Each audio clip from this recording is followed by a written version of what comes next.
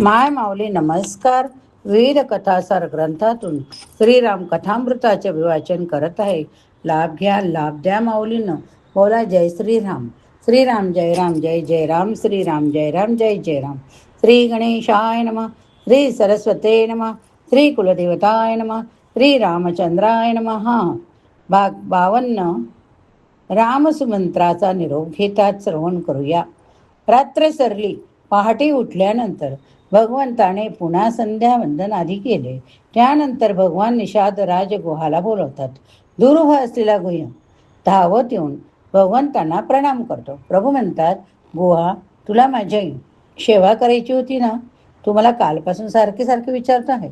मला काहीतरी सेवा सांगा. मी आज तुला एक सेवा सांगतो. गुहाचा चेहरा चमकला. आज्ञा व्हावी भगवंत, असे तो बोलला.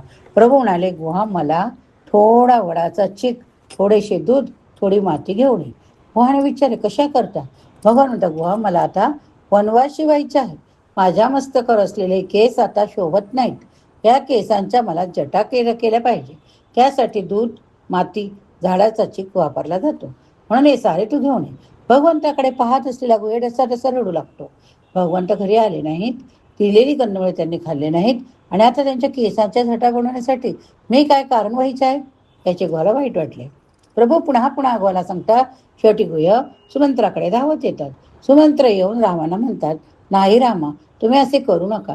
तुम्ही खरंच वनाला जायला निघालात की काय? मला महाराज दशरथांनी आज्ञा केली आहे की फक्त 4-8 दिवस रामाला वनामध्ये फिरवून परत घेऊन ये. महाराजांनी मला एकांतात सांगितले की सध्या अयोध्येची स्थिती चांगली नाही.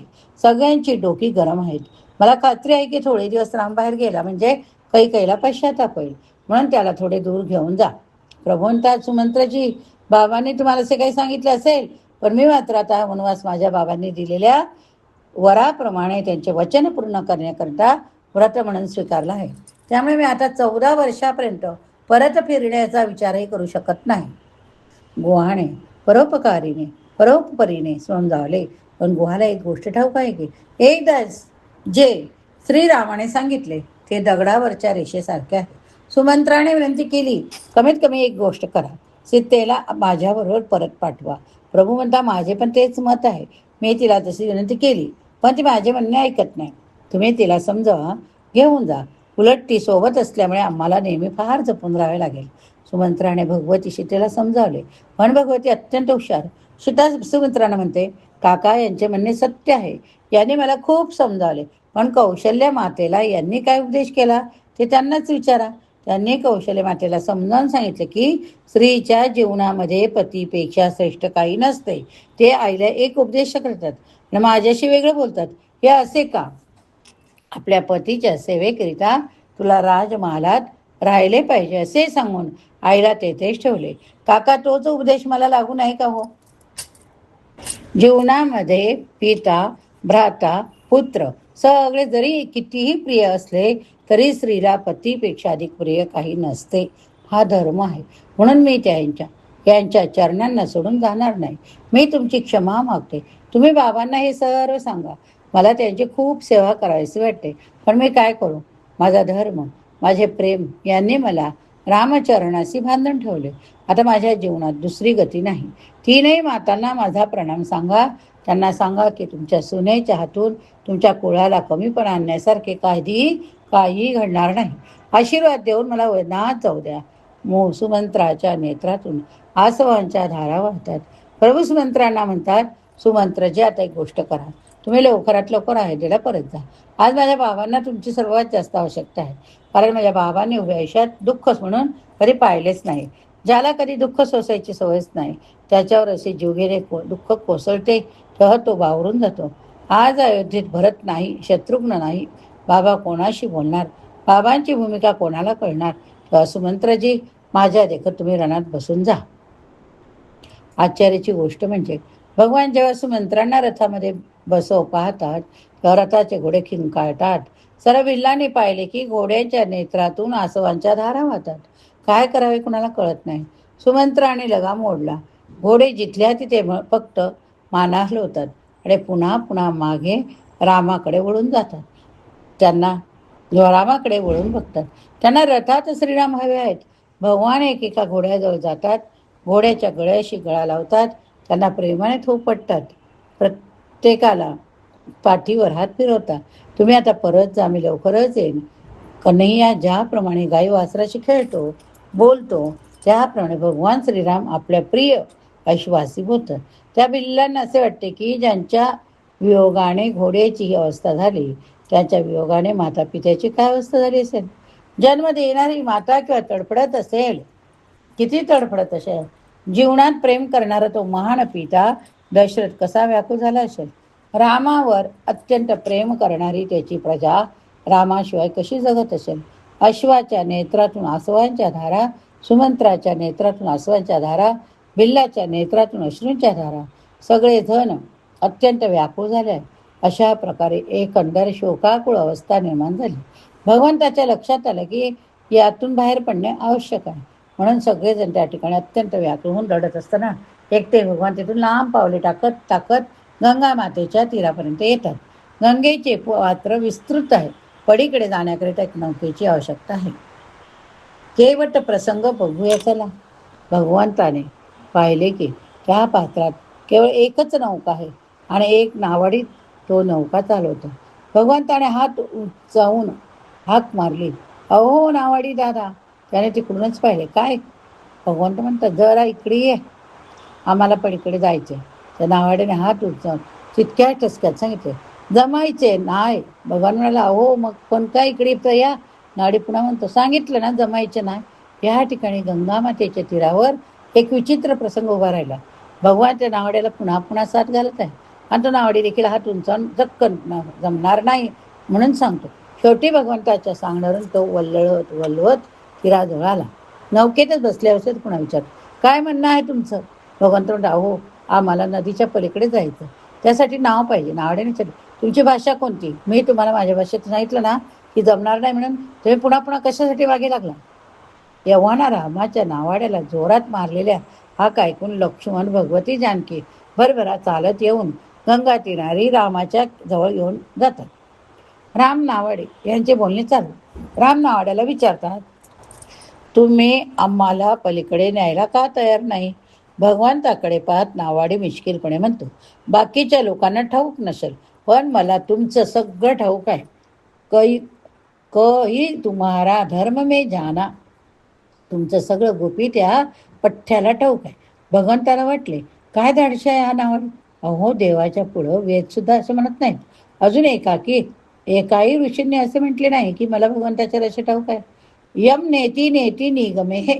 तेव्हा जमेल तसे तुमचे वर्णन करण्याची आम्ही पराकाष्ठा केली, पण तुमचे वर्णन पुरते करता येत नाही. तुमचे रहस्य कुणालाही कळत नाही. तुम्ही अगम्य आहात. सर्वांनी असेच म्हटले आणि बहादूर लगेच सांगतो की तुमचे गुपित मला ठाऊक. आता पंचायतीक आहे की भगवंताच्या जीवनात गुपित काहीच नाही.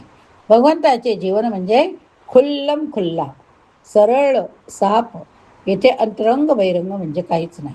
हे गुपित वगैरे श्रीकृष्णाबद्दल ठीक. श्रीकृष्णाची द्वारकेतली लीला निराळी, मथुरा लीला वेगळी, ब्रज लीला वेगळी. ब्रज लीलेमध्ये पुन्हा नंदभवनातली लीला वेगळी. भगवान श्रीरामचंद्राच्या लीलेमध्ये असे काहीच नाही. म्हणून भगवान श्रीकृष्णाच्या सगळ्या लीला सर्वांना वाचण्याची परवानगी नाही. महापुरुष वल्लभाचार्य अन्य संतांनी कुठली लीला कुणी वाचावी, कुठली लीला कोणाला सांगावी याचे विवेक सांगितला आहे. भागवत सुद्धा सरसकट सांगून आणि वाचून उपयोग नाही. त्यांच्यामध्ये तरतम भाव आहे. पण भगवान रामचंद्राची लीला खुल्या पुस्तकासारखी होय. कुणीही यावे आणि कुठूनही वाचावे. रामचरित्र असे अनुकरणीय आहे. त्यामध्ये गुपित काहीच नाही. आणि शहाणा म्हणतो की मला तुमचे गुपित ठाऊक आहे. आता असे बोलल्यामुळे जास्त गडबड होते. म्हणजे काही नसलं तरी सोबतच्या लोकांना वाटते काहीतरी असलं पाहिजे.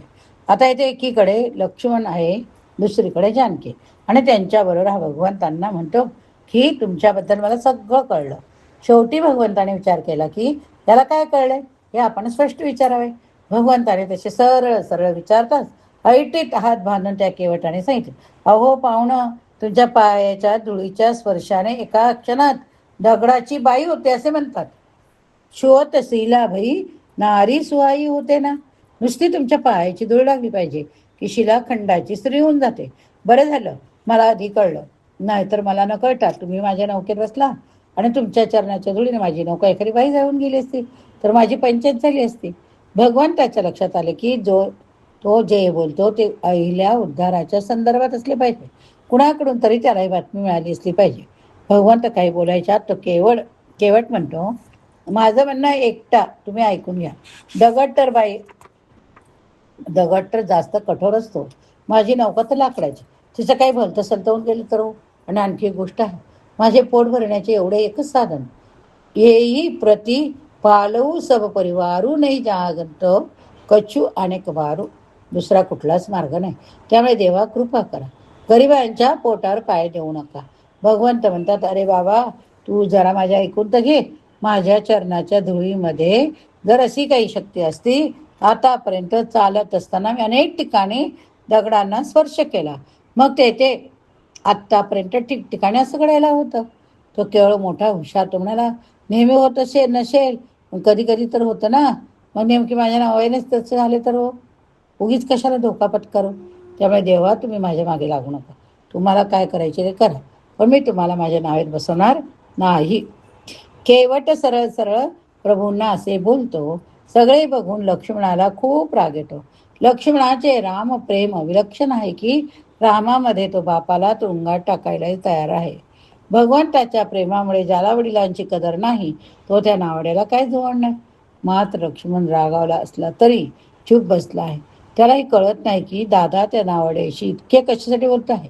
तिकडे भगवंताचा संवाद चालू आहे. भगवंत म्हणता, हे बघ, प्रवासी लोकांना सहकार्य करणे किंवा यात्रे करणे, इकडून तिकडे पोहोचणे तुझं कर्तव्य.